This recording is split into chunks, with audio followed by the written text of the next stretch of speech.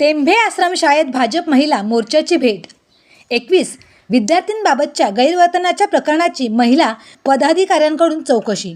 शहापूर तालुक्यातील टेंभे आश्रमशाळेत 21 विद्यार्थ्यांबाबत गैरवर्तनाचा प्रकार समोर आल्यानंतर माजी केंद्रीय मंत्री कपिल पाटील यांच्या मार्गदर्शनाखाली भाजप महिला मोर्चाच्या प्रदेशाध्यक्ष चित्रताई वाघ यांच्या सूचनेनुसार आणि भाजप तालुकाध्यक्ष भास्कर जाधव यांच्या नेतृत्वाखाली महिला मोर्चाच्या पदाधिकाऱ्यांनी आश्रमशाळेला भेट देत संपूर्ण घटनेची माहिती जाणून घेतली.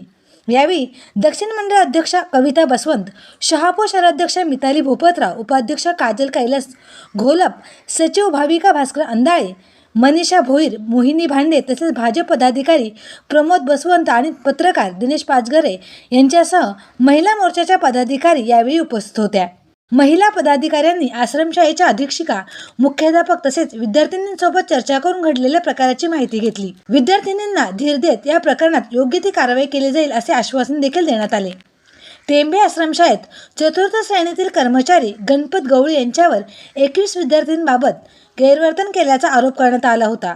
या प्रकरणी गणपत गवळी यांच्यावर गुन्हा दाखल करण्यात आला असून पोलिसांनी त्यांना अटक केली आहे.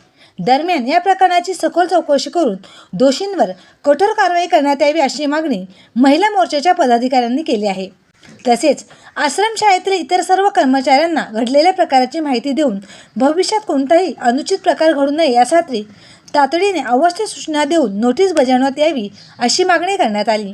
याशिवाय आश्रमशाळा आणि परिसरातील CCTV कॅमेऱ्यांची संख्या वाढवण्यात यावी, विद्यार्थिनींच्या सुरक्षेसाठी आवश्यक उपाययोजना करण्यात याव्यात आणि त्यांच्या सुरक्षिततेची विशेष खबरदारी घेण्यात यावी अशी मागणीही महिला पदाधिकाऱ्यांनी यावेळी केली.